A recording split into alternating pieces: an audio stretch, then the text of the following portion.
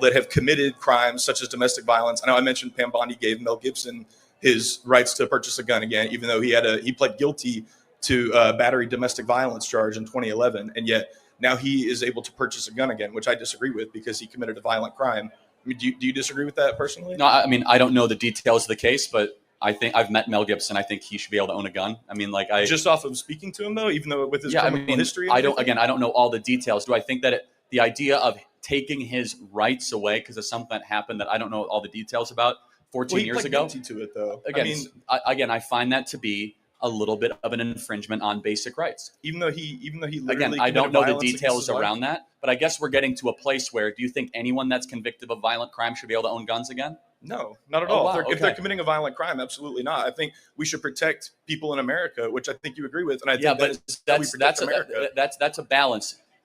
Are we going to really say the federal government is going to protect us from ourselves when it comes to guns? No, I mean it's less about the federal government taking away guns and more just allowing them to protect their citizens. And it's not about getting rid of guns. I'm a gun owner myself. I go hunting. I was on a competitive team. What state would you say has the gun laws that are the most appealing to your worldview?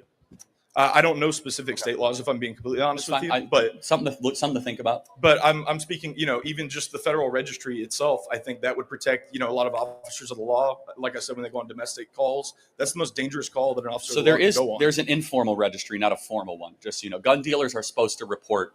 Right, but do you really think that they do all the time, though? No, of course not, obviously. I mean, right, I live in reality. Would the federal registry eliminate that problem, then? Again, I would go back to a formal registry. You register in order to confiscate. It is a prerequisite towards confiscation. Isn't that just a slippery slope argument, though? If you give one thing, then another thing. It's a historical argument, right? We see that throughout totalitarian dictatorships throughout the 20th century, where if you want to take the weapons away, you first ask for a collection of all the items that you then want to collect. But I could see you're coming after this in good faith. I tend to be on a much more libertarian side, even though I'm not libertarian, where we actually need looser gun laws because I think that gun laws. Oh yeah. I mean, especially in states like Chicago and Illinois, where it's very basic Second Amendment rights. So I'll give you a great example. Okay. In a state like Rhode Island or New York, right, it could take a woman upwards of 30 days to get a gun. So let's say a man wants to actually do harm to her, and she gets threats, and the police want to intervene. I think she should be able to get a gun that afternoon to protect herself. I understand that. So in that case, I think that gun law should be looser. I understand. I think in that regard, I do agree with you. Cool. So that would be an instance of that. And I also will go back to this idea of red flag laws. We have seen case after case of it being abused, of veterans having their weapons taken away because of fake accusations and let's just say faulty accusations saying that they're mentally unbalanced, so on and so forth. But do you think that they could investigate cases like that and see if there aren't any medications? I mean, a lot of these antidepressants can change your brain chemistry. For sure. And some of it, though, is they take the guns away first and they ask questions after. It's a difficult, very, I don't want to say gray area, but edge part of the law where I tend to, and a respectable position, respect to you, I tend to err on the side of it is a right. The government screws up more than it does correct in this specific portion. And the downside to having more guns is far better than the downside of having only the government have guns. Even if that can cost American lives, though? I mean, me personally, I would give up all of my guns in a heartbeat if I knew for a fact that it was going to save one life. Can I do a thought experiment to you? Sure. So do you think we should ban driving?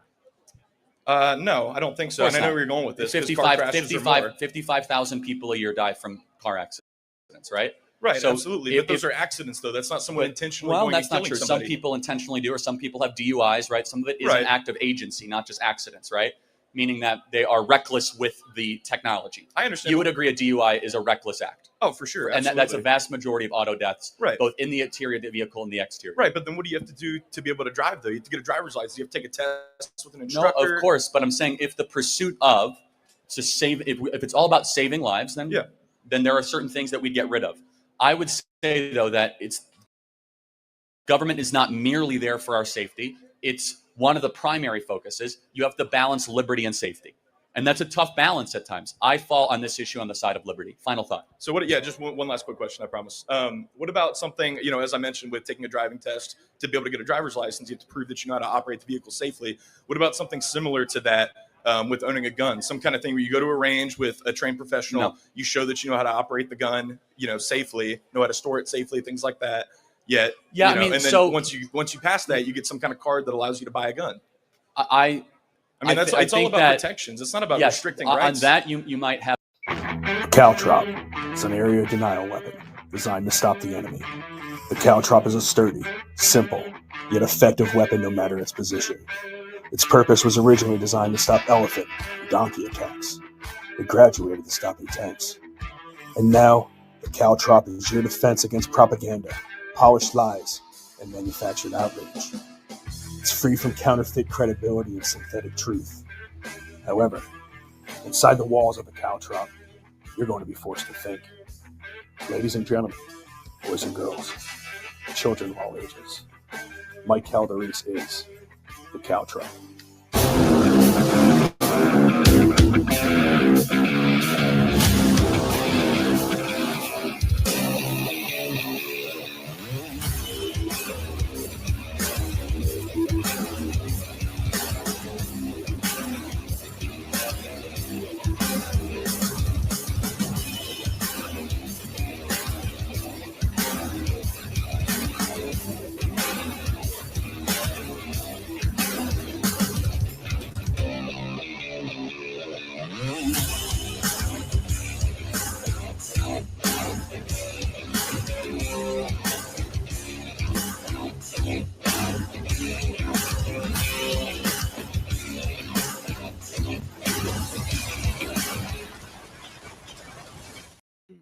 Good evening, and welcome everybody to the Caltrop. I am your host, Michael Calderese. I am your host that honestly, for the first time in my life, I don't think I know what to say. I don't think I know what to say. I've been, I had a, I'm trying to stay professional for you guys. I'm going to give you a warning right now. If you came in looking for a fucking professional, it's not me. I'm a pissed off fucking Mason right now, but I'm going to try to calm down.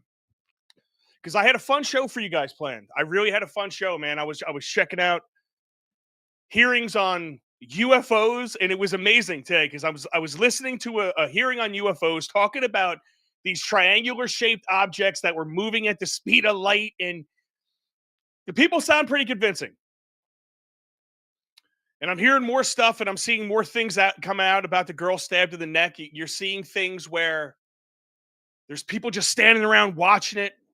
And just when you think, like, what's going to come next? And it's very weird because I woke up irritated this morning. I don't know why. I have everything great going for me in my life. I don't know what it was about today. I was just pissed off. I got in my truck pissed off. I just sold my dump truck, so it was a good moment. The guy was coming to pick it up. I don't know. I was pissed. I don't know what was going on. I don't know if I was intact with something. I don't know. I don't want to sound crazy. But I woke up, it was just a weird day. I was pissed off today all day. Then I watched UFOs, and they kind of cheered me up. So I'm like, yeah, man, some weird shit. We're talking about red Tic Tacs and the whole 9 yards. Then all of a sudden, I see Charlie Kirk get shot. And when you hear it, when you hear that he got shot, it's one thing, right? It's like, okay, Charlie Kirk got shot. He got shot in the neck. Hopefully he's all right. And immediately you think, you go back to Trump. I heard Trump got shot. I looked at it. It looked like he grabbed his ear. He was okay. You have the highest hopes. You have the highest hopes. And then something amazing happened. In the land of community standards, in the land of I got kicked off of things for saying fag on Facebook or something like that, I watched a man get fucking murdered 900 times today on everybody's page. I watched blood pour out of his neck. Close up. You know, I guess the beauty of having this stuff everywhere, cameras everywhere, and these big ass crowds is you get a lot of different views. And I have all those views. I have the views here today, and I don't even know if I want to show you any of them. I'm going to show you one, I guess the one that I saw. I mean, let's get this over with, because this is the one from far back that I think I could tolerate to show everybody, and everyone saw this. Oh my God. Now, when I heard that, the first thing that went through my mind was, sounded like Trump's gunshots. Sounded like the same type of weapon, right? I don't, it just sounded whap, whatever it was, sounded like a rifle to me. And I saw this guy get shot. And then, like Twitter, I get that one that was really close up to where you actually watch it come out of his face. And I'm struggling right now because I never liked Charlie Kirk. If we're being honest, I never thought it was impressive going to the colleges until he started taking on legit people in arguments, and he started doing that recently. I never really cared for what he was doing. I granted, you're doing the young thing, he lost me with a lot of the God stuff and the religious stuff, how he tied it into everything, but that's who he was. He was somebody that was agreeable, somebody that was bringing people in, somebody who was bringing in conversation. What did you hear early on when I played that early on when you were listening? He was a dude that brought conversation to people and was even agreeable. He was even agreeable. He just wanted to get it out there. And he really believed that if you spoke and you had conversations, then violence was less likely to happen. I have that video. I'll play it in a little bit. But this is a guy that believed that. He was shot in the neck. And as soon as I saw that, I went, that doesn't look good. And then, of course, you see the other ones and you see the blood pouring out of him. And I said, if this guy makes it through this is going to be an absolute miracle. A lot of you guys saw it online. This is going to be an absolute miracle if he makes it through this. And then sure enough, I don't know why I felt sick to my stomach. I don't know why. I don't know why I'm so mad about this. Because like I said, I'm not emotionally invested in this guy. Is it the part where I watch blood spill out of his neck? You see people shot. 17 people died in Chicago in like the last 2 weeks. I didn't get emotional. I didn't give a fuck. I don't care about Charlie Kirk. I don't know him personally. I've never met him a day in my life. I don't know why I'm so mad. And the things that are ringing in my head while I'm trying to figure it out, while everyone's trying to figure out, why this happened, I'm trying to figure out why I'm so pissed off over this. And I think it's because I'm almost following Charlie's path. I don't know how you feel emotionally. Put it in the chat. I'll get to it in a little bit. But I'm following Charlie's path. In my local community right now, I'm fighting back against overbuilding, overdevelopment, very powerful people. My wife goes to pick up masonry products for me. Just a couple bags of concrete they throw in the back of her truck. She makes awesome deliveries for me. But the people there who follow my page say, aren't you scared about Mike sometimes with some of the things that he says? They said that to my wife. And Serena brings it up to me in conversation. She goes, well, how am I going to be able to stop him? No, you're not. But that's what this is about. It's to shut people like me up, shut people like Charlie Kirk up. You don't kill people that are lying. You kill people that are telling the truth. And like Charlie Kirk, hate Charlie Kirk, he spoke the truth. He came out very strongly against Israel on a lot of things recently. I'm not making anything. I'm not saying anything. I'm just saying he took positions that weren't popular with everybody all the time, and he related them back to his Christian faith. You have that guy shot in the neck, and it's to shut him up. And immediately you see this old guy get arrested. Let's I guess I definitely have that. Well, I thought I had that. Let's see. Do I old guy arrested?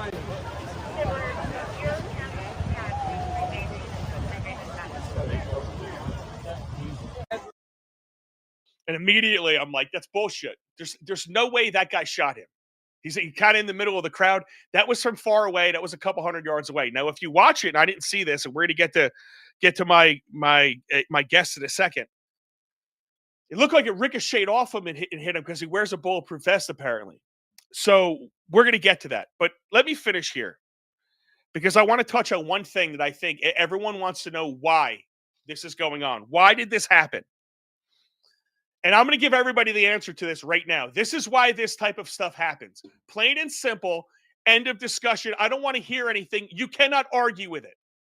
And it happens on both sides. This is not one side or the other. I am going to say one thing really quick. When it comes down to the right or the left, there's only one party that thinks the other party is evil. Okay? There's only one party that thinks because you support somebody, you are evil. The right might think the left is misguided. We may think they're retarded, whatever you want to call them. I don't think people on the left are evil. People on the left think I'm evil just for my positions and because I support Donald Trump. But this happens everywhere across all politics. You have a situation where people are literally pushing hate.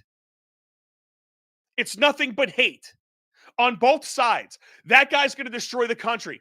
Take Trump. I will throw it right at Trump. Trump said Biden's going to destroy the country, or Kamala's going to destroy the country. Is she really? We survived 4 years of Biden.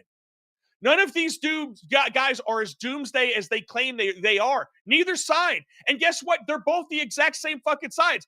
But somehow, they have gotten the fringe of both sides. And there's a large number of fringe maniacs. Trust me, I've seen them on both sides. I do this shit all the time. I've seen it personally. I was there at January 6th. When you have rhetoric, like let's just take, for example, what I was called. When I tell people I was there on January 6th, I get the same reaction no matter who you are, whether you're on the right or the left. It's this, oh my God, you were there that day? That violent, horrible day? I'm an insurrectionist. I'm deemed something evil. Take it a step further. Trump is Hitler. You've heard this on every single major news outlet, period. Trump is Hitler, Trump is Hitler, Trump is Hitler. You guys are Nazis. This is fascism. Hey, hey, ho, ho. Your fascist stuff has got to go. Your orange hair has got to go. You've heard it in how many different jingles? I'm surprised it's not playing on radio commercials at this point. Right next to dick pills and gambling commercials. When you call people Hitler, when you call his supporters Hitler supporters, when you equate us to that, and that has been done, that is irrefutable fact, I am now disposable. Charlie Kirk is now disposable. His life means nothing, and his life doesn't mean nothing. And you want me to show you? It's shit like this. I'm sorry, I was in a rush kind of getting this done today. But here you go, ready? This is some jerk-off Tanner Coleman. Bitch boy Charlie is dead after years of LS. We finally get a win. And Juju Rashad says watching the blood gush out of his neck was glorious. This is the shit that's being said. I got this sent to me. I'm going to check this to see if it really came from her. That wasn't it. Hold on. But there was a Manchester teacher that wrote, where is this? Is it this one? No, that was Charlie Kirk. Sorry, guys. I am kind of like, I am like in a rush. Or maybe that's one of the ones that didn't load up because it said there was an error. But there was a Manchester teacher that put a Charlie quote Kirk out about gun control. This is, we have gotten to the point, people, where we don't value human life. They didn't look at Charlie Kirk as a human being. They didn't look at him as a father. They didn't look at him as somebody that has a beautiful wife with a what is that, a 1-year-old and a 4-year-old? 31 years old? A guy that wasn't even a politician. All he did was go to colleges and try to have conversations with kids, something that they do every single day, apparently, in college. And you fucking shoot them? Why did this happen? This happens because of hate politics. This happens because of this ridiculous fucking shit rhetoric on both sides. And I'm honestly sick and tired of it. I started this show, and I've started if any one of you that has watched me, you have watched me do this for years. I have called out the left, and I've called out the right, and I've called it out when everybody is playing fucking stupid. Me and you, we agree on 99% of the things. We disagree on one thing. That means we stop talking to family. That means I hate somebody. What type of sick, disgusting, brainwashing shit do we have? What are we listening to? What are you falling for? That because I may want this type of politics, I don't know, if there was 100 things like I said, we agree on 95 of them. This is one thing we disagree when we agree on 90 things. But we tend to focus on that one little thing, that one tiny little thing. And because of that, I hate your fucking guts. You're no longer you're not even human. Fuck your kids. Fuck your wife. I took pleasure in watching you bleed out. And I'm going to ask the left a really serious question right now. Deep down, are you as satisfied as you were when you thought Trump was killed? Are you? Because I know a lot of you guys were disappointed when he was killed. Were you going to be disappointed when Charlie Kirk made it out? Or were you hoping he survived? So you could ask him hey, how do you feel about gun laws now after you got fucking shot?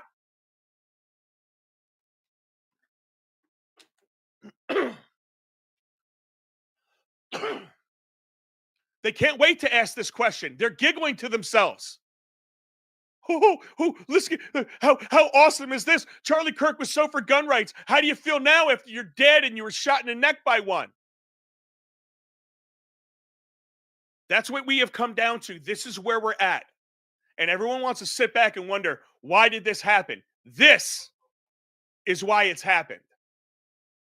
This type of rhetoric, this type of attitude, everything we do in our politics and our people, we have devalued life. I heard some of the most ignorant shit today. You go on some, honestly, some of the racial pages and black pages and stuff like that. Some of my friends that are black. Oh, white on white crime. Finally, they got a taste of what we go through. And yes, is Charlie Kirk getting killed worse than the little 5-year-old girl that got shot in the face in Chicago last night from gang violence? No, it's the exact same death. And I'm going to point out that if Charlie Kirk's name goes up there, and yes, he was a very influential person, the 11-year-old we should at least know that person's name, but we don't. These things do happen every single day. And what do we see when Trump comes in and says, I want the killing and the death to stop? Somehow it brings in more killing because Trump is evil? The party of peace and love and hate? Or I guess I said that correctly. You know, my aunt said one time at my cousins, and it stuck with me. We were having a party. And she looked at me and she said, I fucking hate Trump because he is full of hate. And I didn't understand it. I couldn't process it. Wait a second, you hate him because he hates? How does that make any sense? But that's what we're dealing with. We're dealing with the media, we're dealing with politics, and we're dealing with a population that are a bunch of followers. And no matter what team you become on, no matter what team you become a part of, you get a toxic, tribalistic mentality. And I'm going to be honest with you, this is religion. Leftists right now, Republican, left, right, MAGA, you guys are when they call it a cult, they're right. It's not a cult, though, because cults and religion are the same damn thing. It is a religion because it's built on belief. Every single person on the left believes that the government is going to take care of every single one of their problems. They could solve racism. They could solve poverty. They could solve everything, even though they've never solved it. No matter what society you live in, they've never solved it. But it's about belief. They believe I'm an evil person. They've never spoke to me. I'm a MAGA supporter. You're evil. That's belief. That's not truth. That's not reality. That's built on belief. And somehow they have figured out how to make mass belief only it goes 48, or however it works out. I think it's 36-34 with the real wackies. And the rest of us, I think, are somewhere in the middle. But I don't know. But let's get to my guests because I got to tell you something. I feel like I'm going to have an aneurysm with this. And let's get to Fresh Mike. What's up, my man? You were sitting in the background, all calm. What up, man? How you feeling, sir? You know what, dude? Like I said, I'm pissed off about all of our politics that it comes to something like this, where I have to watch a guy get fucking blown away on national TV, and that's what it seems like. I mean, and we all watched it happen, and I think that's what I'm wrestling with, bro. I think this one's different because we all watched blood pour. We watched this guy die in front of our faces. I've ranted enough. What do you want to say? I'm going to get to everybody. If you're in the chat, by the way, I put the links in the chat. If you want to get in the show and you want to say whatever you want to say, I'll give you a minute or two. Get it off your chest. Rant. Get it off the chest like me. Tell me how you really feel. Tell me if I'm an asshole. Tell me if I'm wrong for calling out the left. And by the way, I called out the right as well. The link is in the chat. If you want to be a part of this show, you're welcome. Hit it. They're in all the chats. YouTube, Rumble, and Facebook. Let's go. Mikey, fire away. All right, man. A couple quick things here to be tight with it. One, and be careful who you let in, by the way. They could fry your channel, man. If you don't know them, if you've never seen them before, don't let them on. Okay. I'm just from me to you. I'll be quick. I'll be quick with the hook. Yeah, but yeah, fair enough. Man, it's pathetic, and I'm so mad, and I'm so sad, and I'm so freaking sick of it. You know, something that you didn't mention, but that is the case is last week we were dealing with Christian kids getting shot in a church for being Christian children by a leftist, angry transgender who said I was brainwashed and I hate Trump, so now I'm going to go kill Christian kids. And where does it come from, though? I mean, think about this for a second, Mike. This is the point I'm trying to make to everybody, and this is the danger of the politics that we all honestly get sucked up in, right? You name the community, that community believes that there's an enemy somewhere, right? So that community really believes that Christians are dead set against them, the LGBTs and all of them, right? And the gays in that whole community have been told by people and Trump and the whole nine, and they blame it on Trump as well. You support that way. Trump is coming after the gays. Trump is coming after your grandma. He's going to roll Medicaid off the cliff. He's going to take you're going to die because of Trump. You hear this all the time. So every group has their own individual, not only like reason to hate, but they have their group of people to hate, to focus on that hate. Absolutely. Well, that's part of the plan, is divide and conquer. Just like whenever you get into an argument on Facebook with a crazy liberal, they always single you out and try to make you feel alone. It's a simple tactic. They don't want you feeling united with the vast majority of the country. I will say this, man. I work with some Turning Point USA people. As you know, when we met, as you were, we've been deep in this stuff. You know, both me and you have had threats. You know, they were doxing me in your chat, and I'm about to go do live stuff. Thankfully, it's in a pretty red place. But, man, this is the world we're in now. And I think the thing about Charlie Kirk that's hitting all of us so hard is like, okay, we live in a world that is now hostile towards Christian white men, period, the end. Christian conservative white men, which is what he was. And if you're any one of those, if you fall into any of those categories, and you are not sucking Satan's cock when it comes to liberal ideology, and you're not sacrificing your children on the altar of homosexuality, transgenderism, and BLM, which is, does nothing for anyone but themselves to enrich themselves and to make communities worse. If you're not sacrificing your children on that altar and you are white, Christian, conservative, male, then you're in trouble. You have to watch your back. You have to watch your family's back. Mike, and female too, for that matter, because they're killing the women. Sorry. No, it's okay. But Mike, we don't have anybody we don't have any group. We're not a part of any massive group that has influential power. We're all individuals. I see it in my own community. I'm not going to say what's going on, but you have an organized group of people going after individual groups of people.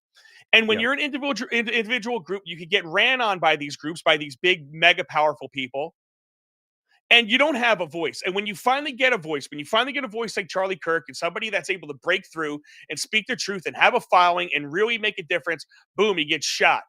And really, it's one of those things, to me, it's a shot where it's like, is this the first assassination? Do we have more to come? It wouldn't be. It wouldn't be. Because you're ready. Trump. Let's look at this. Trump. But here you go. This is Charlie Kirk himself. Assassination culture is spreading on the left. 48% of liberals say it would be at least somewhat justified to murder Elon Musk.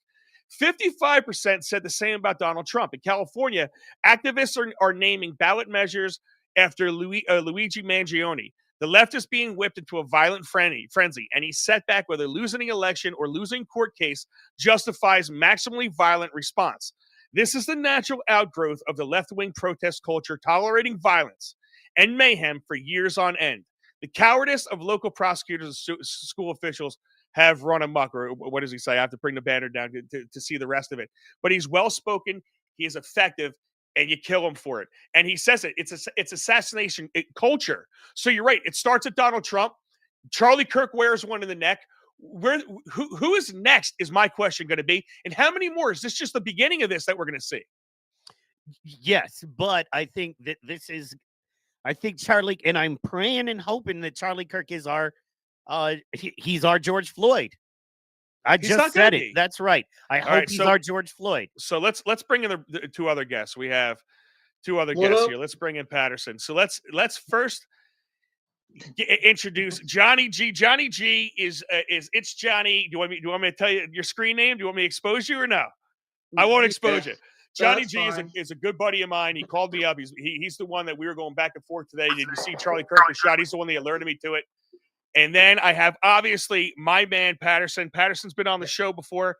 Patterson, I referenced you earlier with some of the maniac level shit that you were saying. So I'm glad that you popped on for this. But let's start here, Johnny. Really quick, give your take on what you saw and just why you wanted to come on tonight. I don't know. It just blew my mind. I like literally every day. I go to work. I watch Rumble shows. I watch him every day. He's an inspiration to my life. I've learned many like historical things on top of the things that he's like talked about, done. All the kids that he goes to colleges and sit there and talk with and like not like bash them, but properly put them in the correct direction. You know what I mean? Like in a correct way, not being like ignorant, rude, like trying to be like laughing and like enjoying like life and trying to like cheer them up and put them in a better direction, you know? And like I was brought up in a like a old school way, my parents, and like you want to go work hard and make money, go do it. Like I'm not going to hand you everything, buy you a car. And I just find that like a lot of kids these days are so like spoiled, and you know they can, you know, how can I put it, well, actually, after I graduated high school, I started to notice how kids these days were getting more like pussies, if I can say, like, and not as hardworking. And, you know, like, literally, like, you know, I had a goal in my life in high school. I said to kids, I'm like, I'm going to make something of myself. I want to make my own business. And I had kids and people in school being like, no, you're not going to be anything. You're not going to college. You're not going to be anything. I went to Jackson Votech School and did 4 years of custom cabinet making. So like my grandfather brought me up into building woodworking stuff. Like that was my trade. So I was like, you know what? I got out of high school. I met a contractor actually on the, I met a girl on the boardwalk in Point Pleasant, and then I met her dad, and I worked for him for 4 years. So that influenced me a lot on like doing home remodeling. And then I had, like later down the road, I had someone influence me. Why don't you get your license? So I did. And I opened my business in 2014, and I've been busy like almost basically ever since. And I encourage kids like these days, like there's young kids that are just getting out of high school, and I push them and I say things to them. And if they act like a bunch of little pussies, I like call them out on it. Like, I don't care. Like, I get fucking adults that like bash me when I was younger, but you know what? I took it as like an influence to push me harder in my life to better myself. I made goals. I set that. But I see kids out there these days are just a bunch of fucking pussy queers. Like, come on, like, right. You know, like no. Listen, I get what you're saying, and I think to put it a little more eloquently, I think far too many people. And Patterson, I'm going to kick this over to you too, because I think we're going off of emotion, right? And I think we have an emotional society. And I think everything we've been saying right now is built off of acting with emotion and not acting with your brain. And they get people hopped up. They get people emotional. They get people all riled up based on not facts, but all rhetoric and all hateful and all hateful means. Patterson, why did you want to pop on tonight? And what do you think about the conversation so far? I like the conversation. I mean, I disagree that it's a one-way thing, especially when it comes to violence. Oh yeah. It's the thing about it is you say that the start. I hope this is the start of it, but not the end of it. And for some people, the start of it was the two politicians that were hunted down in Minnesota. For a certain group, that was the start of political killings. So today might have been the start of political killings in I your think book. it started way before that, though, right? It- I mean, for state other- police got shot like what 9, 8, 6, 7 years ago, whatever it was, on a what you call it? You had Yep. Gabby Giffords. Gabby Giffords. Gabby Giffords. Yep. She got shot, but that wasn't. I don't think that was political. I mean, yet this shit's been going on, right? So Right. even before, and then that was linked to Tim Walz, and that got hushed up really fucking fast. Right. So I think that for both sides, this is not the beginning. I think that our freaking attention span is so small that we forget that this is not the beginning of political shootings in this country lately. I mean, when people think of political shootings, they go back to the 70s and the 60s, and it happened often. What I will say is what really disturbs me about this particular gentleman is that he was so fair when it came to giving the opposite side, or whatever he felt was the opposite side, a fair shake at having a conversation similar to the origination of your show, which you said absolutely perfectly. The idea that he wasn't going to just be in a silo of his own echoes, that he would actually challenge in a good-hearted, debate-filled, like almost kind of like Lincoln Douglas debates type style, where he would go out and say, no, let's actually talk about it. And that's what makes me really sit there and go, yeah, this is unacceptable, period. Especially since, I will always, and I say this all the time, I don't agree with you, but I will always defend your right to say the stuff that I don't agree with. That can't be negotiable. So when we shut people up or silence people or making things illegal, sorry, I'm going to talk about your guy Trump for a second, even like burning the American flag, for example, that type of stuff, I think we get into ethics we get more into our own personal beliefs and further away from the American ideals that, quite frankly, our military has fought for. Our military has fought for us burning flags. I can't agree with that statement more, right? And it's about, it gets an emotional response, right? When people see that, you're eliciting an emotional response in them, and that emotional response is going to take over. So I completely, and everybody on this page, there was people that fully disagreed with me when I was ripping Trump over that, because I thought it stood no place, or had no place for. I think burning the flag is we are in America unless you could do that, but I've spoken on that enough. So let me go around the corner. Give me like 20 seconds, 30 seconds each. Mike, real quick, do you think this is the beginning? I've asked this question. Let's answer it. Do you think this is the beginning of something more? Absolutely. I think more of these are going to happen. Yeah, and I think the left is in for a rude awakening because, and all due respect, I love you, Patterson, but it's one of those things where we do have a short memory, and you don't remember during the summer of love the innocent black man that was a retired police officer that was murdered by George Floyd protesters. I forgot his name right now. I can look. I want to say Daryl Dawkins. Daryl Dawkins from the 76ers? No, not that. It's a Daryl something. Anyway, you can look him up. And then the white kid protecting a jewelry store.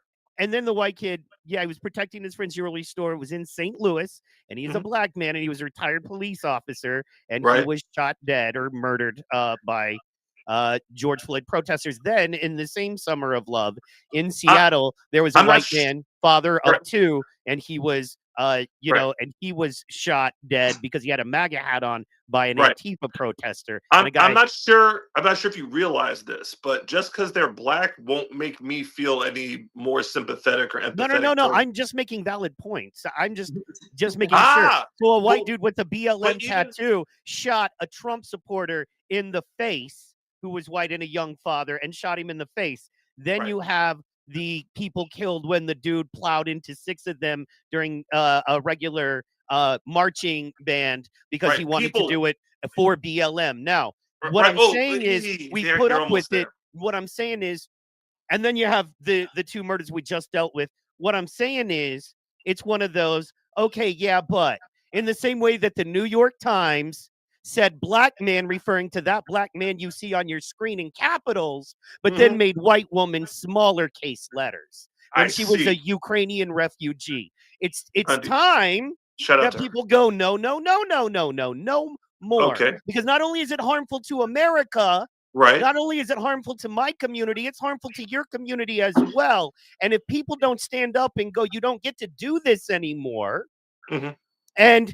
you're going to have to fight us like you like shooting us from rooftops, but you don't like facing us, you're going to have to face us. Well, there's plenty of video that discredits that particular part, because black folks be whooping some ass when it comes to white folks in the riverboat incident, and then this latest one in Cincinnati. Stop it. I'm going to move on. I'm going to move on because I'm a guest. You know, I can go on Twitter and fight. You know, I can go on Twitter. Hold on. Because when there's four people. I'm going to play like the fucking judge. When I speak, everyone fucking stops speaking. Let's just touch on something really quick though, Patterson, because it is, you know, one of the comments that was on my page when I put this stuff out here was, hey, a white guy gets killed is going to be the only thing that you hear right now. All of a sudden, the idea that we have a dying girl, we have a 1, 2, 3, 4, 5 people that didn't give a shit. They walked right past her. She didn't get help for like a minute, 30 seconds, 2 minutes. Some guy finally came and tried to help her out. But I would argue the difference is this. You saw that happen. You had 5 people that didn't give a shit about it. I think that is the most racist thing I've ever seen in my life. I really do, Patterson, because you see, even in some, I think that's more of a manifestation of people taking out cell phones nowadays and filming stuff and not helping, which we have seen often. No, I don't think so. That's not a black thing. That's a black thing. That's a black thing. Because I'm going to tell you right now, if that was a white girl, if that was a white dude with change the situation, all black people, a white knifist, the white girl gets stabbed in the neck. I think you're having people jump on that white dude. You're immediately going to have people trying to put pressure on her wound and immediately help her. I think if that's a different story, and let me tell you something. If that's the case, they're going to be all over the place, and we know that. What I will say is this, in reaction to what Mike said before, is that when we have white shooters and white murderers, we end up transitioning them to them being trans. Like just think about all of the incidents that Mike brought up. And of course, I'm not going to go tit for tat and bring up all of the murders on this side, because this goes more to the tribalism, right? So I'm going to name all the murderers, and you're going to. So the murderers that you named, again, if he's white, okay, he's trans now, he's not white. They killed white people. Well, no, they killed Christians, because when you kill Christians or people or kids that are in religious school, that means that their lives are worth more. The insinuation that you are making based on classifying the victim to make them be more empathetic shows that not all lives matter the same. And again, George Floyd. Bullshit. I'll let you speak. I let you speak. I'm going to interrupt you and stop. Mike, no. You quit telling me what I mean when I speak. You can respect me enough and ask me, or you can shoot me in the fucking face, but you're not going to tell me what I think. You're not allowed. So listen. No, I know what you said. What I'm saying is a specific and what you said was every time you qualified. What I'm saying is a specific group of people is being singled out. I'm not saying they're better or worse than anyone else. But you qualified them. A specific group of people is being singled out, and you get to tell me I'm bad because I care about those. No, I didn't say that you were bad. I'm saying that you're calculating your words to make the victims be more sympathetic. Where I mean, again. Story. Again, just like you chastise me for saying a black man and then a white man. And what I'm trying to say is that but you selectively left out the facts. Because you gotta tell me what I mean and not listen. No, I told you what you said. It doesn't and I also work when you're screaming over each other. Yeah, I mean that's why I let one you. At a time, please. Right, that's why I let you speak. And on the other part, no, you didn't. Yes, I did. The black man who was on that bus had schizophrenia. So here's the thing: I do think that and I don't like playing the what if game, but I think the biggest thing about the person on that bus was the fact that there was a schizophrenic who was going through a crisis, and he turned to this type of crime. it's more of a manifestation of his schizophrenia than it is of his race. I don't disagree And with you that. but in the no, you Stop don't disagree with it. sidestepping. But you Stop didn't even. sidestepping. I'm not. You're not I'm very smart because direct. you're playing You the did not MSNBC role, mention bro. the I man had see you. I see schizophrenia. what you're doing. How did you Nothing you're mention doing is new or the dude? intelligent. No, You're sidestepping. what's You not are in sidestepping. No, the you fact said that and the he's point. black. And then when I You're try to talk, you don't let me talk about the point because you got to keep sidestepping. no. You made the point. You mentioned he's black, but you didn't mention he's schizophrenic. No, I made the point that I can go on Instagram or Twitter or any social media and see so much celebration. And what I'm saying is we're sick of that. What you're ignoring is the point I'm making. And it's not that that black man had any problems at all, because he did. And it's not because he was black. It was because the dude had issues. And honestly, the system fails people like that all the time. That's not the problem. The problem is when so many people, black and white, let me see what I'm saying? He won't let me talk. Well, the problem is when I'm about to make a valid point, you better shut me down. Oh, God, your sidestepping ain't working. When black and white, when hateful liberals of all colors and creeds come together and get to say the kind of shit that would cost me my job, and that I've got to be careful, and that I'm literally, as we speak right now, getting threats in my chat, death threats, because I'm speaking. My mother on his show Friday night got doxed her home. And I've never said shit near as bad as Charlie Kirk. And I'm about to go do a live show in front of hundreds of people this weekend. My wife is scared, Patterson, because I'm really living this. So as cute as you want to make it about, well, this one guy had a problem. No. I get to go online and get death threats. Mike gets threats. When you start talking about the culture of death and the people, and it's sad that I say it's specifically black people, I've seen more than any other race celebrating this more than I've seen anyone else the harshest way. Now, maybe that's anecdotal, and that's just my stream. That's possibly your stream. But I'm telling you, I can show you right now a lot of black folks celebrating and saying some awful shit that no matter if it was Farrakhan, I would never say. If it was the worst black man who said I hate and want, I'm jumping in here. I would never say this shit on social media against them because that's not who I am as a fucking person. Okay. So is that fair? I'm jumping in here. Once again, I don't want to talk over anybody. I wanted to go back and forth. But listen, man, what's going on? I think what's evident about all of this is the labeling shit in the back and forth and the whataboutism, and it's always this type of weird fucking tug of war. Well, check this out, check that out. And my problem is we have gotten accustomed to death. We have gotten accustomed to killing.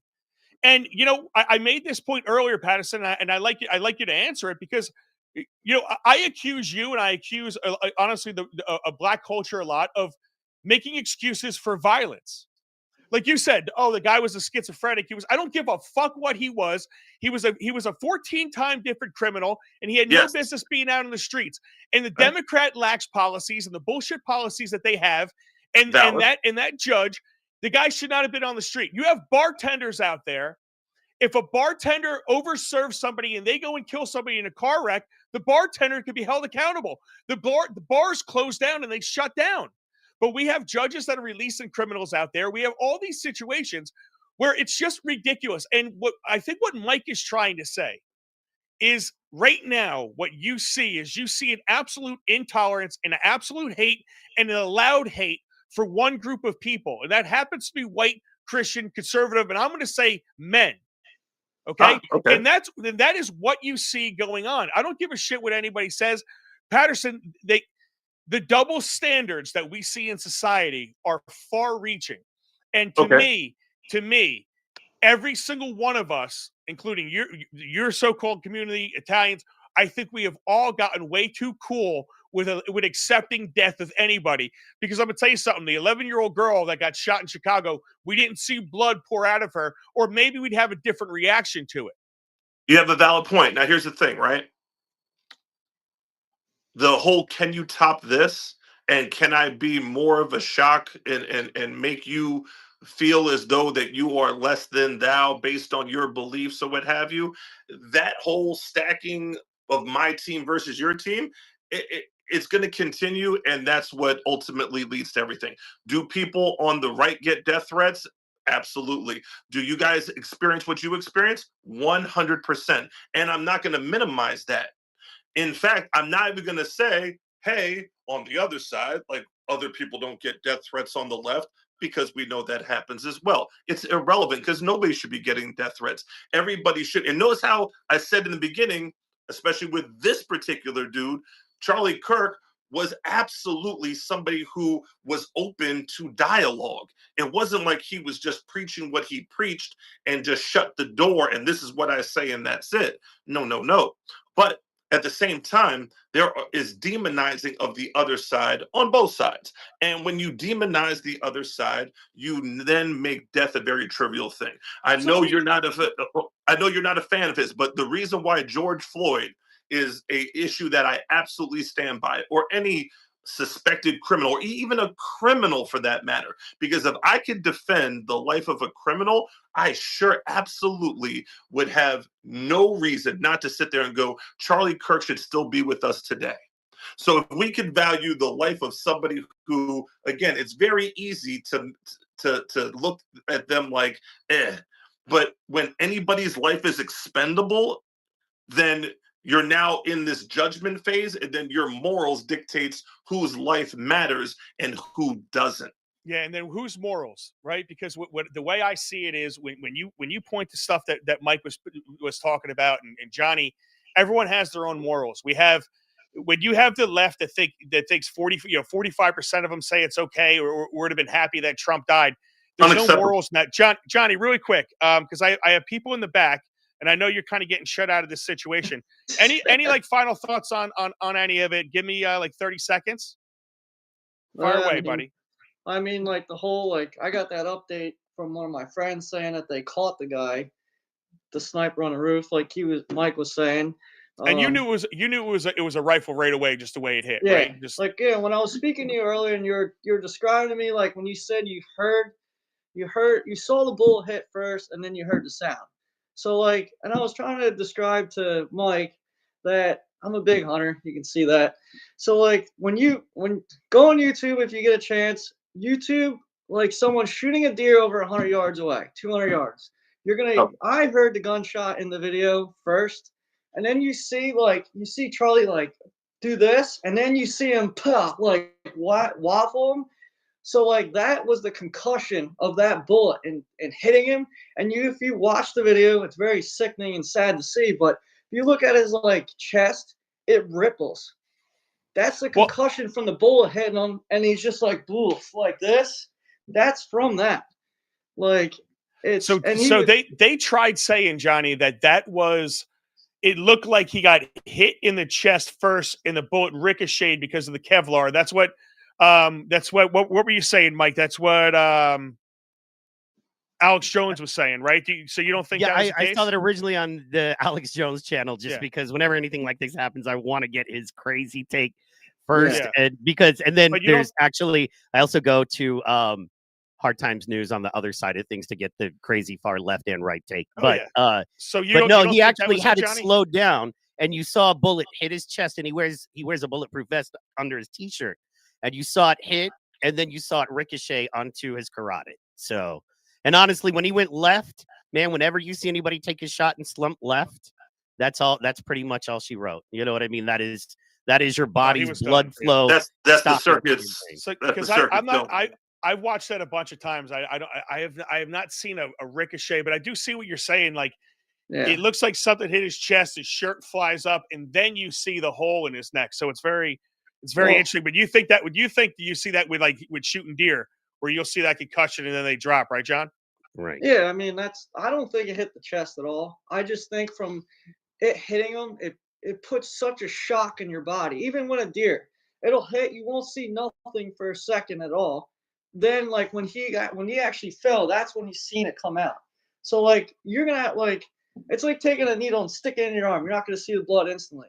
Do you think a second. how quick was the death? Do you think he was done, dude? You see the amount of blood that poured out of his neck.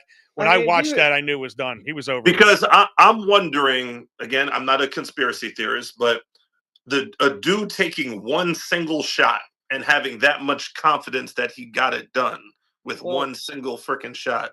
Yeah, honestly, right. Is honestly, crazy. From my point of view of it, just like Donald Trump, the guy wasn't obviously a precision shot. He missed and hit his ear.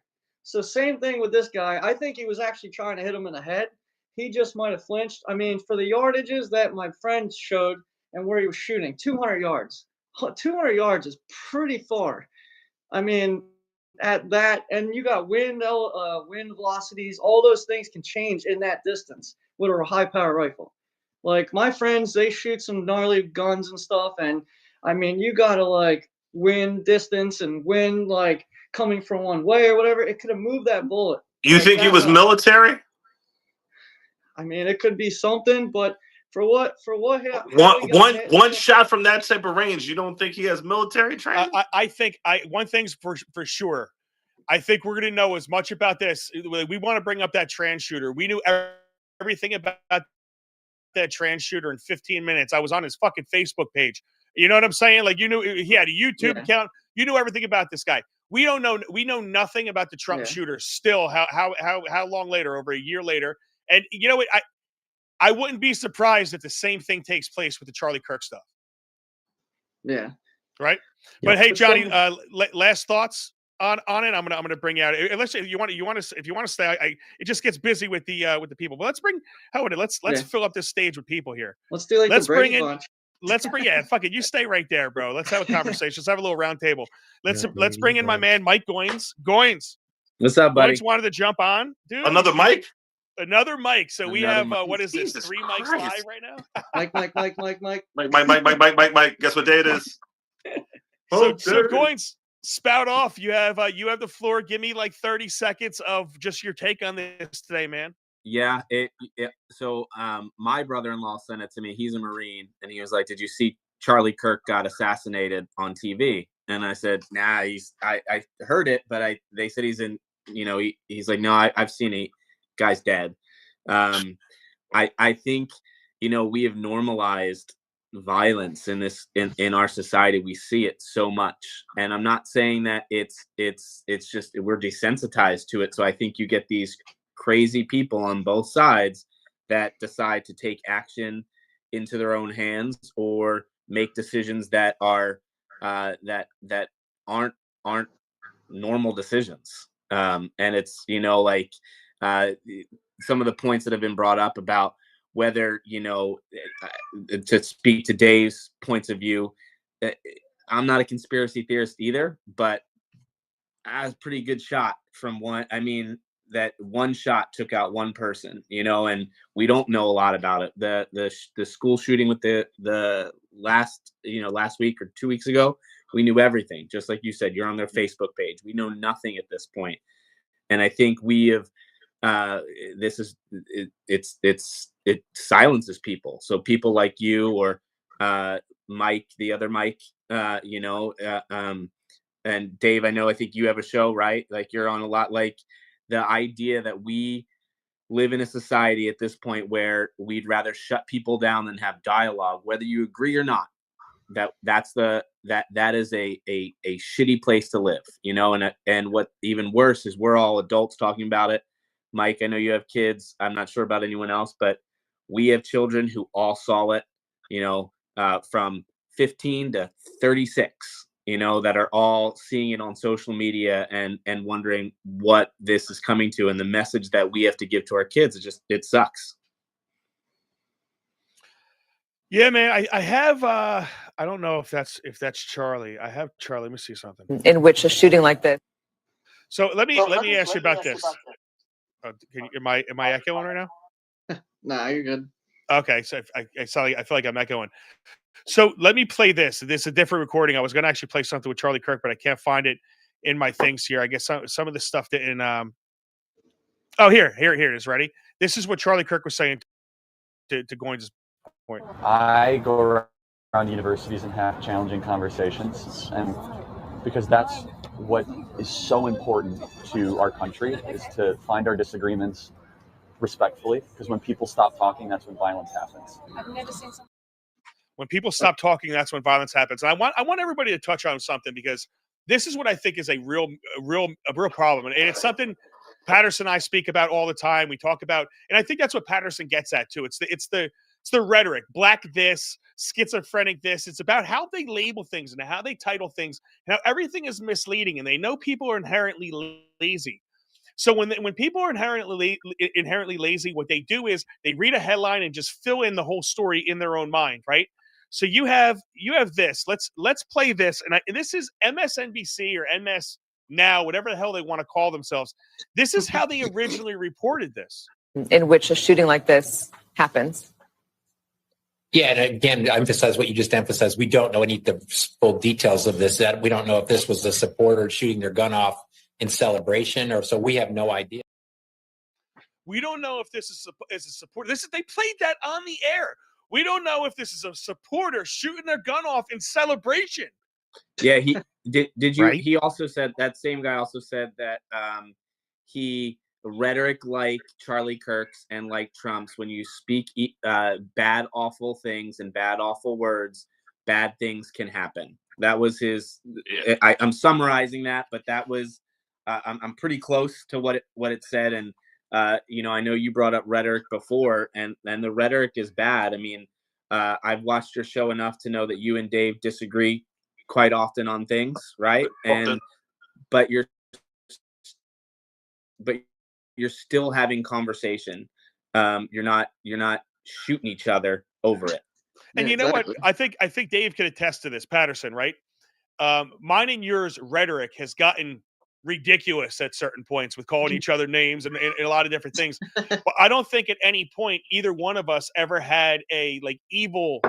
We didn't think we knew where it was coming from. It was to rile the other one up. We took it in strides. We didn't overreact to it. Neither one of us. And we've called each other some crazy shit, right? Yeah, true story. The funny thing is, disagree with me. You're wrong, but you disagree with me. A lot of the people on the left, the way we call it, even the people that I'm friends with that you reacted to, I don't think many of them have actually listened to Charlie Kirk before. I think that they can't tell the difference between Charlie Kirk and anybody who's on Fox News, because they don't have the tolerance to actually sit and listen to it. And it's funny because you even got into a conversation with my wife, and my wife's like, I don't do political conversations. I want to be in my bubble. I respect that it is my bubble, and I'm going to stay in my bubble. I don't have political conversations. That's her. Ironically, she's the lawyer. So funny enough, I think a lot of the people that you see celebrating or whatever, they really didn't listen to the dude at all. And they're just, again, it's tribalism. Somebody on their team. He's not a person. Somebody on their team got knocked off. So that's good. Serves them right. That's what it is. So Dave, to your point though, don't you think that we have the same thing in our family? We have family members who don't want to talk because it's created escalations and it's created but don't you think that's part of the problem, that we can't talk about it and still sit at the same table? It definitely is. I don't know how I don't have an answer for that, to tell you the truth, because I know people like my wife that you're just not going to get her to agree. Again, she'll respectfully disagree, but she doesn't talk politics at the dinner table, that type of thing. Me, I love to grapple. I love to go back and forth. Let's call each other some names, see what it do, and then kind of take it from there. Whatever. I didn't call you any names, dog, just to what I'm saying. I would never call you names. I'll get mad at you, but I get mad at my family. I love it, bro, and I respect but you. But Calorie, think about that. Like what Dave said, if we can't talk at our own table about issues, how are we if I don't know you, how am I supposed to really get, how are we supposed to agree or even find some common ground, right? And I think Caltrop was right. Him and I was on his podcast 2 years ago, and we agreed on 99% of the issues that we talked about. It was one or two things that we didn't. And, you start to find that, those that that common ground we don't focus on. We all focus on like the outside of it. And if Right. I think the common ground that we oftentimes forget about, and I think this is where me and Cal Doris have gone on better footing, especially lately, is that if you say that something upsets you, or there's something that bothers you, or there's something that has happened to you, the correct response is not, it happens to everybody, or let me tell you about this. Like, it's just not helpful. So, like, when you hear when somebody dies on our side, and I hate saying that, but ultimately that's essentially how it comes across. When I heard I'm gonna be honest with you, when I heard the words "all lives matter," I get absolutely fucking enraged. It's like, and to me, it should be a basic thing of, if you, whoever it is, George Floyd, or name a black person that died from, or even forget black person, just somebody who, like, I empathize with more for whatever reason. If your response is "all lives matter," to me, that's disrespectful. And if I came to you on a day in which you're mourning, which today is that day, and I said, "Hey, fellas, all lives matter, right? Let's kind of move on with this thing," you guys would be like, "That is a soulless motherfucker right there." And you know what? You would be right, because now's not the time to talk about all lives matter. Now's the time to talk about, Dave, can I you push don't kill back on somebody. that? Please. I'm gonna push back on that, and I want Freshie to jump in on this. I really think I'm gonna say that when I heard Black Lives Matter, I get enraged. And when I hear the Black National Anthem, for example, I get enraged, because it's doing the things that keep violence afloat. It's creating teams. Why do black people kill black people? Because they're on different teams. Whether it's a street gang, it's this street gang versus that street gang, or whatever the hell it is, they're a part of different teams.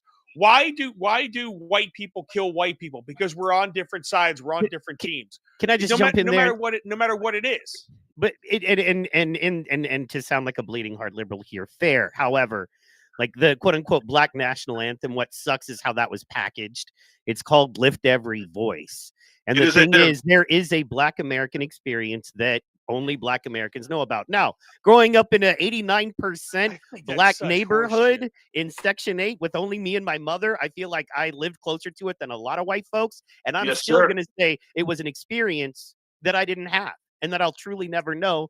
And I believe that just like Native Americans and Greek Fest and German Fest and Italian Fest, I believe that Black folks should have their ability to enjoy their own culture, and it's not infringing or hurting anybody to do that. And what's cool about it is that a lot of all the cultures together is what makes American culture, in my opinion. What is Black culture? I know I sound like a bleeding heart liberal, but also not for nothing. But if we're talking like NFL, I mean, have you looked at the percentages there? And if they want a song sang, the high quality of entertainment they give us and how they crack their skulls, if they're like, "Hey, can we throw this song at the beginning?" I'm cool with that. Of all the things, Mike, I wish somebody could explain to me what Black culture is. That's what pisses me off. When I hear Black Lives Matter, when I hear the Black National Anthem, I see division. And you know what? I'm sick and tired of watching it, because when are we just going to be Americans? When we become Americans, we become all the same damn team. You know, George Carlin had something he said a long time. Everybody needs to keep fucking everybody because we're all the same color. Yeah, and I still don't know if that's going to be the solution. Because brown girls are nice. Let me push back a little bit there, Mike. The things that Mike was talking about is more of us still being on the same team, but there is an offense and a defense. There's an offense and a defense and the special teams. I love going to the San Gennaro Festival. I love going to a good, Irish, St. Patrick's Day parade, where something that has, again, the American experience, but it has a little bit of flavor to it, pardon the expression. There's no reason why we can't be on the same team and still celebrate the diaspora that is in America without it being the tribalism. Now, Republicans and Democrats, two teams that they're down the same team. Sometimes they're not even in the same sport. But I think to say that I'm so sick of the tribalism, so now we have to be exactly the same. It's like having a football team where you have all skill position guys and you get your ass kicked because you have nobody who's over 200 pounds. And not to make too much of a joke about it, but you know how you make racist folks love black people. Just have them eat some good soul food. All right. You know how you make everybody change? Share your culture. If I hate Greeks and then I go and have some, you know what I mean? Some delicious falafel and some great pastry, I'll be like, I was tripping. You know what I mean? If I have some amazing, amazing soul food, I'll be like, how would I hate these people? You know what I mean? This is delicious. Mike, Goins, sorry, Mike Goins knows this, and so does Johnny G. There is no good fried chicken in New Jersey. I don't give a shit. You've got to you've got to go to North Carolina. And honestly, the best when I went to school in North Carolina, the only place to get the best chicken was Church's Chicken on Martin Luther King Boulevard. And let me tell you something.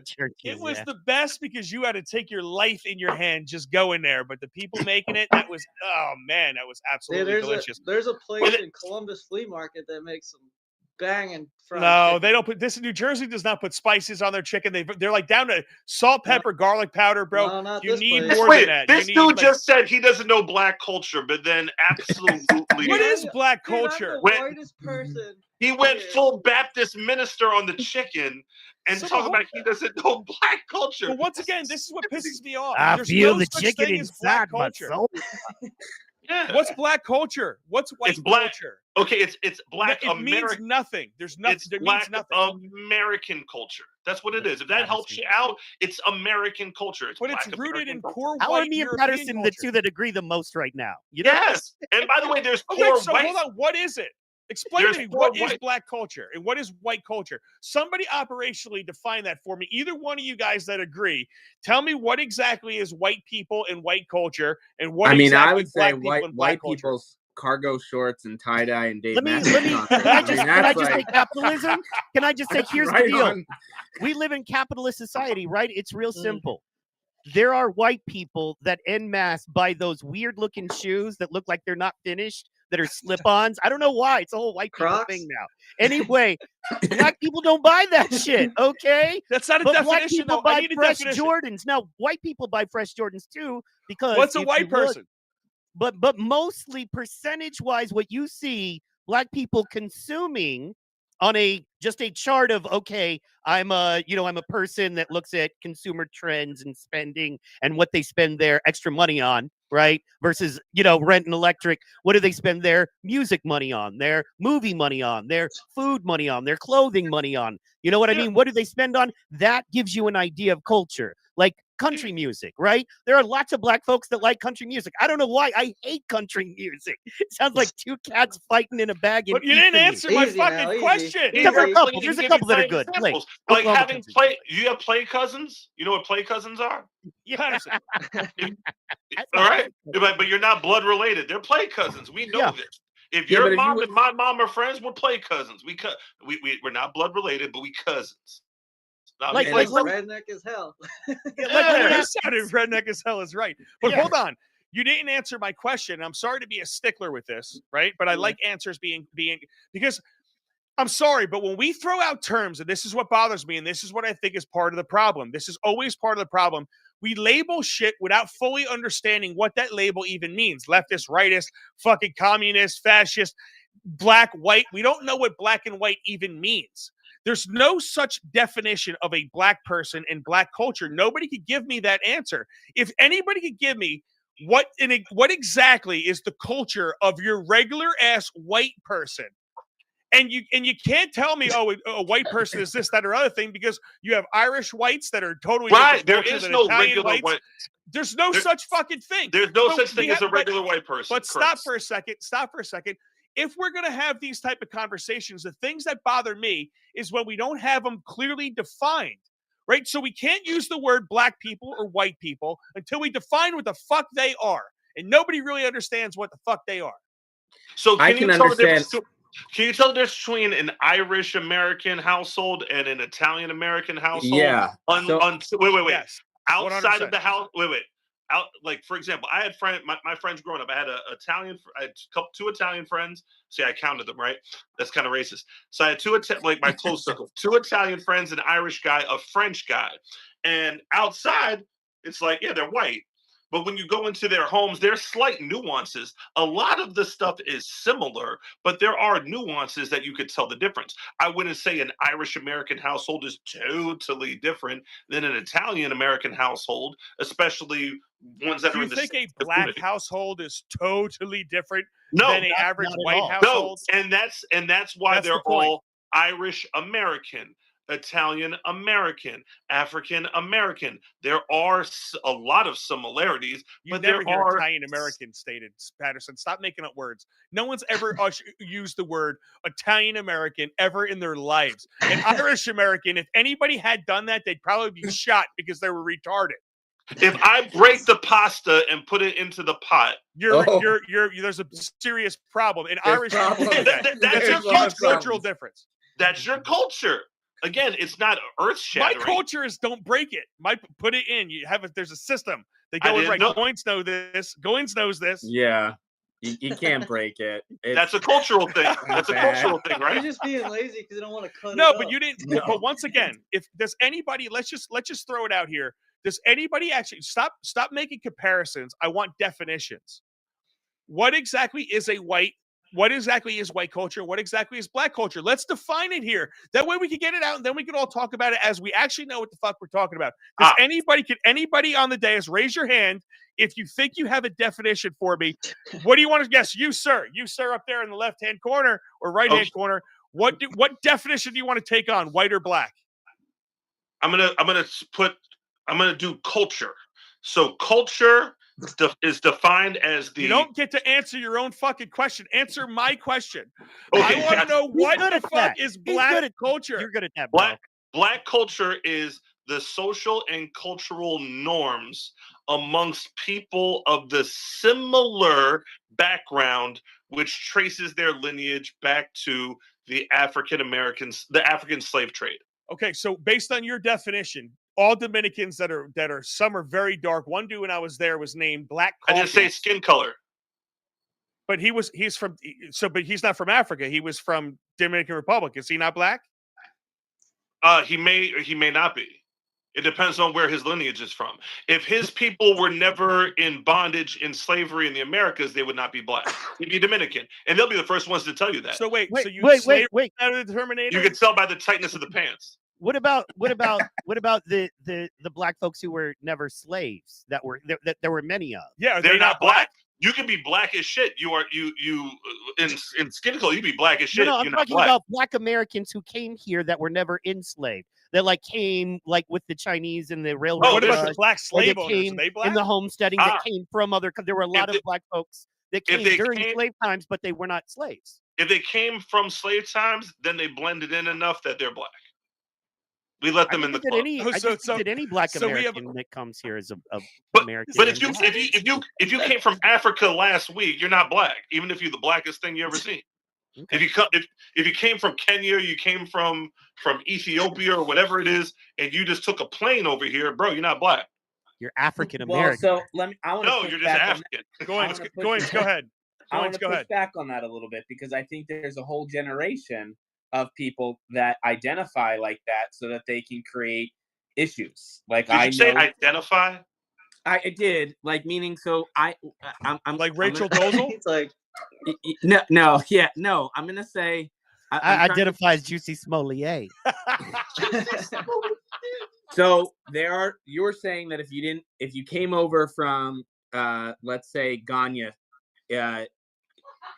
today, I'm actually using something that I know.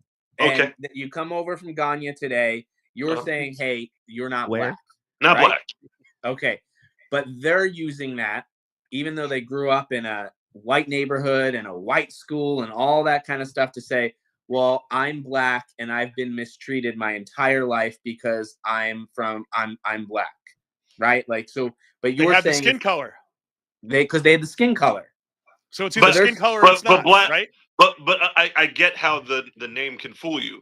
Just because you're black don't mean that you're black. Just because you're dark skin doesn't mean you're black. We don't let everybody in the club. In fact, we're thinking about removing some of our members. we're thinking about removing some of our members. And Calories. So we're gonna do the racial draft. Hey, not for Yeah, nothing. Y'all declared Tom is dirty. Y'all declared Tom is straight dirty. Okay. I told you Tiger Woods is up for a trade. He ain't really winning he's not winning tournaments no more. We're ready to trade Tiger Woods But what gives you ownership of Tiger Woods? He's half Asian. His mama was Asian. That means he may be 55% Asian. Because we're trying to get Jason Kelce back because he was black as shit from one point. No. You saw his hair?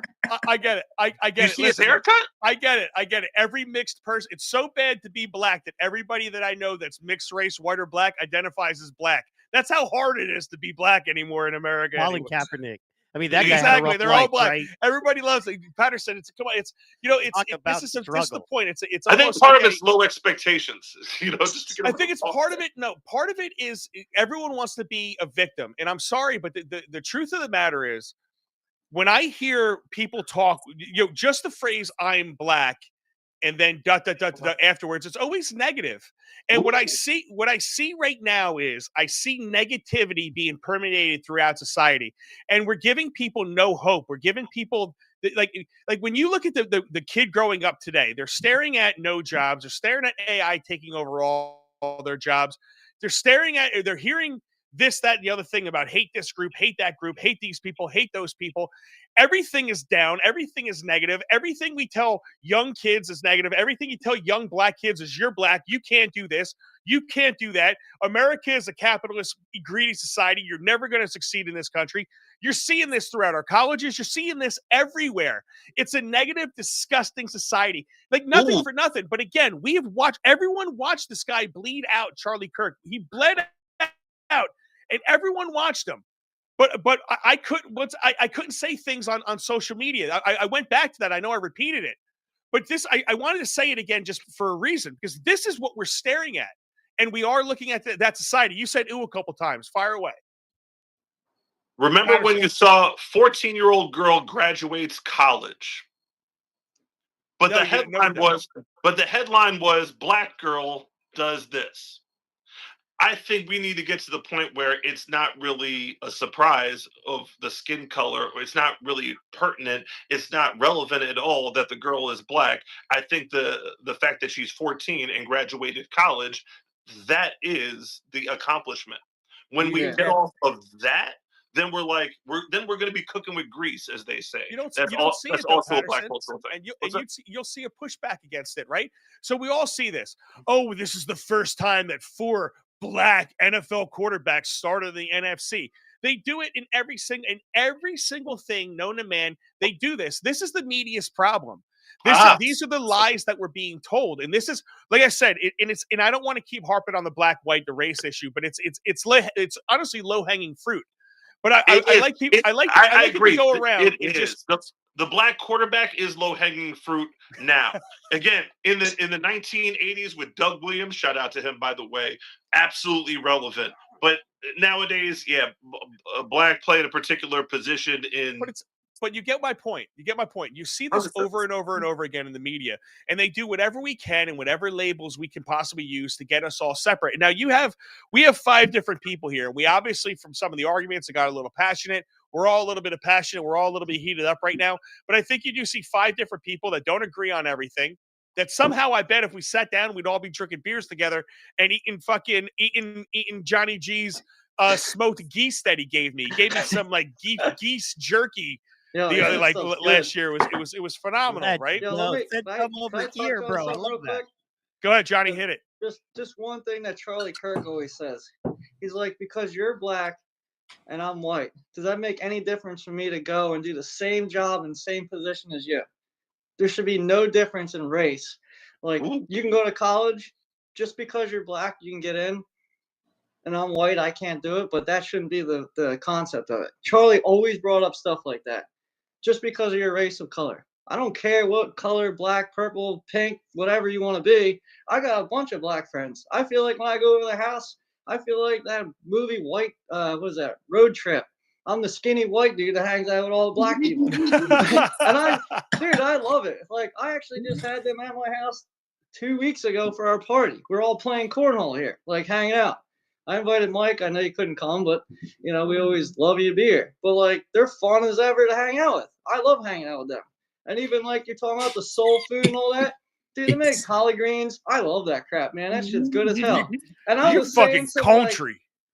Dude, when they came here, I bought an entire big watermelon. I come out, I was like, I'm not trying to be racist at all. And they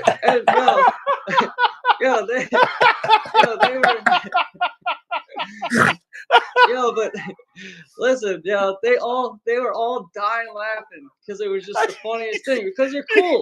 They don't care if I'm white, black, or whatever it is. Yeah. Like, and they can do the same shit to me. You know? Can you picture this country ass motherfucker? I can picture him and shit. Hey, I got some watermelon. I brought watermelon. Yo, what did you bring? He brought watermelon. I mean, we do eat watermelon. And hey, I got some grape juice in the fridge. I just found it in the back too for you guys. I brought it especially for you guys. I made a whole bunch of like seasoned tenderloin that they're like craving over. I couldn't even get it off the plate. They were all like, everybody and my friends all surrounded me. I don't know if Mike, I've ever given you like backstrap tenderloin I've killed off a deer. Oh, it's phenomenal, yeah. Oh, dude, it's so good. So let's ask everybody a question because we are actually. I wanted this to go over. I said, "Fuck it, we'll do whatever we got to do here." Looks like we have an awesome chat going on all of them as well. We actually have, I think we have a couple YouTube comments. We don't have a couple comments, but let's do this really fast. Let's just go around really quick and just if you can, try to keep it a little bit short, but I want to kind of go around. And I love it if you could put it in the chat if you have any ideas as well in the chat. But, what do you think? We've spoken, obviously, about the problems, right? But how do we solve this? Is this a solvable situation? I know violence overall.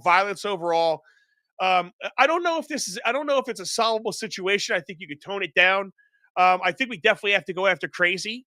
Somehow we have to figure that out. But do you think that there is a solution to some of especially the political violence? Let's keep it limited to that.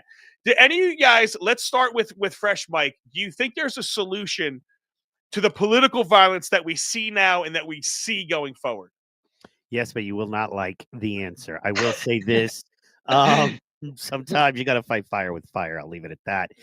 Charlie Kirk was doing something for the first time in 50 years. More young men of all races. It was trending all races, which is scary for those in control.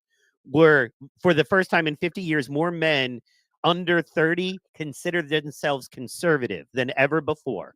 There were more young voters, Republican and for Trump, than in the 80s since Reagan.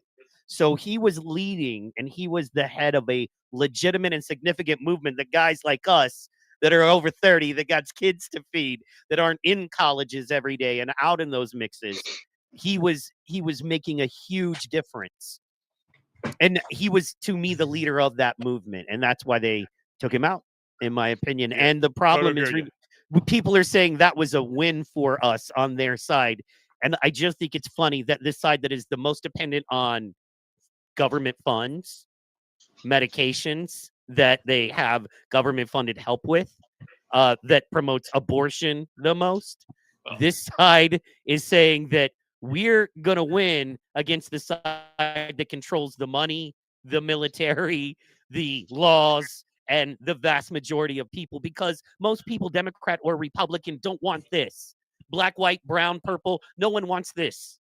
I guarantee Patterson wants a safe place to raise his family and a nice retirement in a few years as much as I do. You know what I'm saying? And he 100%. Doesn't want to hurt a white dude to get it for any reason. And neither do I. So depending on the guy.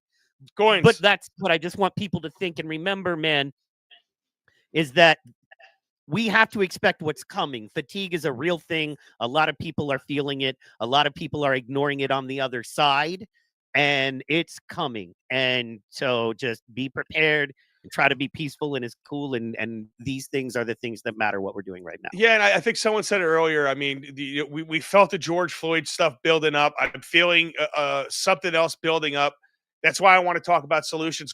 I mean, anything that pops into your brain that you could think that maybe just a decent idea that people, whoever might be listening to this, might want to heed advice for. Anything? Yeah, I mean, I think there has to be a big, honestly, a big push in prevention, and I think you have to lower the temperature and rhetoric.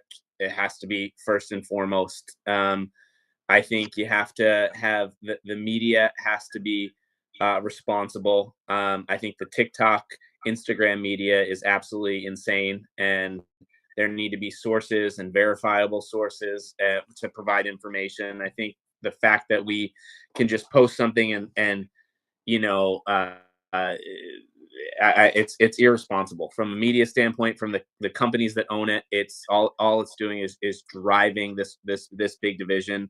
And then I think we have to find areas that people who disagree can get together and have dialogue like this. So Charlie Kirk was not an evil person, and though you may not agree with all of his views, his Christian views, the fact that he created space for dialogue was very important, and that does not happen often enough in our society. So I think that would be a start to, if you had to give me 30 seconds to say it, that's the start of how we can make, at least move the needle a little bit further.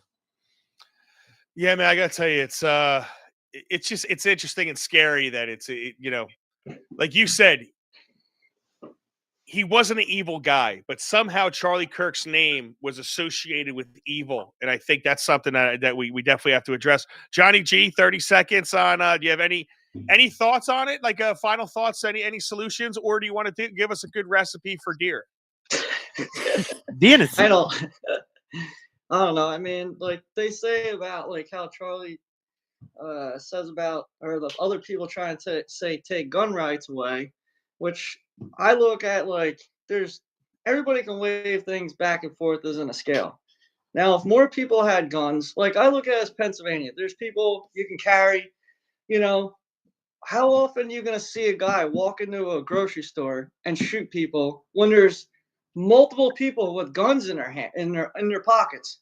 He's not going to want to walk in there and try to shoot at someone because he's going to get shot back at. That's the reason why I think these things happen, because there's not more people around with something on them, because it'll lessen the number of killings when people have, and they're smart with their guns though, and they're trained for it. But I think more people need to have it just because of that. Because I don't see anything bad happening over PA like at often. Like there's other states Arizona you can carry, because I had lived out there and people are just carrying guns. I think Utah is a pretty decent state to carry where I guns in live as well. Where I live, you don't even need a license. You don't even need a license to get like. Yeah, Trump definitely got shot in Pennsylvania. That's 100% accurate. What? Yeah, no. In my state, you can carry a gun. Like literally, I can strap my pistol to my belt right now and go to Walmart with no license needed or anything. To that point though, let me just say something before I get to Patterson. Damn. This is what's been going around, right? And I really want to just clarify something, because people said if this woman was strapped, she probably would have been able to save herself. And I disagree with this, because I agree. She wasn't prepared to use that. No, she wasn't prepared to use it. She was looking down at her phone. She would have been dead. She would have been able to shoot the person in the back as he was, after she got stabbed, if she was able to get her wits about her. But she got stabbed. And, if you're not paying attention, you don't have your head on the swivel, and you're not prepared to protect yourself at all times, just having a gun on you is not going to do the trick. There's plenty of people that have died with guns and with weapons than with anything else, just because they weren't prepared to use it, Fire away, John. So, like, great example of that. Like, that girl, just go out anywhere. Everybody's like this on their phone. Yes. Nobody's paying attention to anything in their surroundings. Everybody's driving around on their fucking phones all the time. Nobody's paying attention of anything going on. When I go to restaurants, example, I'll go to a restaurant and there's a seat in the corner. I always put my back to the seat or to the wall every time. I want to see the whole room. I want to see what's going on all the time, regardless of where we're at. I make my girl sit in front of me so I can view everything, because it's just the common sense of reality that we're living in. And I'm kind of grown up as like the old school. I'm going to be 40, but still, like, I just like seeing everything that's going around. If I'm in an unfamiliar place, I want to see everything.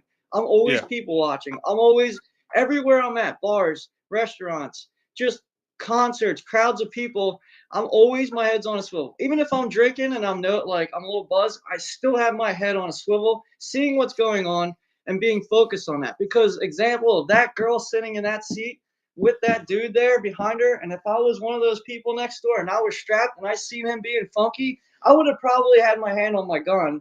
And as he got up and he went to go like this, I would have probably freaking shot him instantly because I was seeing that coming. That's just me. It's what you just said is perfect. You got to have your head on the swivel. You have to be your own. I talk about it here. I talk about people being their own Caltrop. And what a Caltrop is it's a defense weapon. It's an area defense weapon. I talk about you being your own Caltrop. And unfortunately, you have to be your own Caltrop. You have to be your own self-defense mechanism. That, I think, is the takeaway here. But, the problem, the thing with Charlie Kirk is, he made himself a target, unfortunately, because he put himself out there and he had the bravery and he had the compassion to do it. And he did it in the right ways. That's why he was popular. And it's, I think that's what we need to fix. We need to fix the political violence. Patterson, last words on it, my man, before we get rocking. So my last final thought is this. Fentanyl is a problem in this country because we have customers. If fentanyl did not sell, there would be no reason to bring it in here. And the same thing goes for chaos. What you're being sold on social media, in your stream, what's being fed to you about all the things that you might have a slight bias, it will go into a large bias when all of that, all those videos, all of those clippings and headlines get fed directly into your brain. And that is like a form of dopamine. It's like a drug that you're getting fed through your cell phone on a daily basis. And if there were no customers, then it would stop. So ultimately, it's on all of us to kind of shift and let's do something else. Here's a crazy idea. Let's not participate in political discussions like we do now. Let's just tell our government, balance the fucking budget and shut the fuck up. Yeah, I wish it was that easy, but they have unfortunately turned eggs. They've turned eggs into politics. They've turned all that stuff into politics. All of the other stuff, shut it off. And if they try to do something other than balance the fucking budget, then they get voted out of office. And then here's a crazy thing. You know what actually cures everything? Baseball. Mike, last words real quick. Everybody just focus on baseball. Let's just get back to America's pastime and enjoy ourselves and talk about things like baseball. That will make the country awesome. I'll tell you this, Patterson. I think we have to have. I think Charlie Kirk was onto something when he said we have to have these conversations because, when one thing I hear all the time is politics. I don't get involved in politics. I don't get involved in politics. Well, politics is going to get involved with you, whether you get involved with it or not. So I think we have to have these conversations. Otherwise, it's going to be far too easy to plaster somebody like Charlie Kirk as evil if you don't get involved. Because one way or the other, people say, I don't get involved, but they still have strong feelings one way or the other. Goins, you were going to say something. Last words real quick. No, so Dave brought up a great point, and I think, Cal, you and I have talked about it before, is the reason that's fed is it's all for power, right? To keep people in power. So one area that we could do if we want it is term limits. Term limit on local politicians, national politicians, so that they are focused on doing their fucking job, and that's what they have to do. And if they can't do it in 4 years, then they're out, right? So if you can eliminate the power dynamic of what they have to be fed to stay in power, then you can start to make change. That's all I wanted to add. Yeah, absolutely perfect. Thank you guys very much. Listen, Johnny G, my man Dave Patterson, my man Mike Hall. Check out Mike Hall. He is PD Pod on Rumble. Check him out. Mike, go ahead. Give yourself a shout out really quick. Tell everybody where they can find you. Man, I'm going to take the special time to give you a shout out, Mr. Calderise. Thank you for doing this. This is so fucking valuable right now. Thank you, Patterson. Thank you, Goins. Thank you, Johnny G. Thank you, guys. For letting me party with you tonight. I literally came on here feeling really bad. Like I said, I personally know some people involved that are in real real grief right now, and they've lost somebody that they love and is very close to them. Also, we have a 1-year-old and a 4-year-old without a father tonight, a grieving wife, and 2 grieving parents. So no matter what we feel, no matter what we believe, remember this shit has real-time consequences. Thank you guys for letting me on, and prayers and whatever you believe for good vibes and good energy to the family. That's all I got. But no, listen, also check you out because you do some really good things. PT Pod on Rumble, he's on Facebook. Mike Hall Comedy does a lot of really good things. Obviously you're going to be back with me on Friday. That's going to be the next show. Mike is every Friday night with Mike. And once again, this is not the show that I wanted to bring you. This is not the one that I had planned. And I am eternally grateful for Johnny G. Patterson, Goins, and Mike for saying, hey, listen, man, there's a lot that needs to be discussed, and we have a lot to talk about. Listen, everybody, I say this all the time. You can help me out several different ways. Number one, take your finger the hell out of that like button. Really appreciate it if you do that. Number two, share this. But number three, have these conversations, and let's everybody start reaching out to those people that we think that we hate them because of politics, whether it be Trump or whatever it is. There's no reason, everybody, to lose family over politics. There's no reason, everybody, to lose friends over politics. There's no fucking reason, everybody, to lose lives over this bullshit, petty political differences. And if anything comes out of this Charlie Kirk thing, that we could all sit back and we could all, from the left and the right, look at blood pouring out of somebody's neck and say, this shit is wrong. We have got to change course. We have got to change course. Everybody, do me a favor. Be a caltrop in your own mind. Be a caltrop in your own life. Defend your own life. Defend your own mind, because it is trying to be corrupted by incredibly powerful forces. And what this caltrop is going to do, this caltrop is going to bring you quality stuff, truth, and real discussion. And the truth of the matter is, they did this to silence people like me, because they want people like us scared when something like this happens. And I refuse to be that way. I'm going to be the caltrop. I hope you guys are caltrops in your own mind. Thank you very much for joining us. This caltrop is out. Later.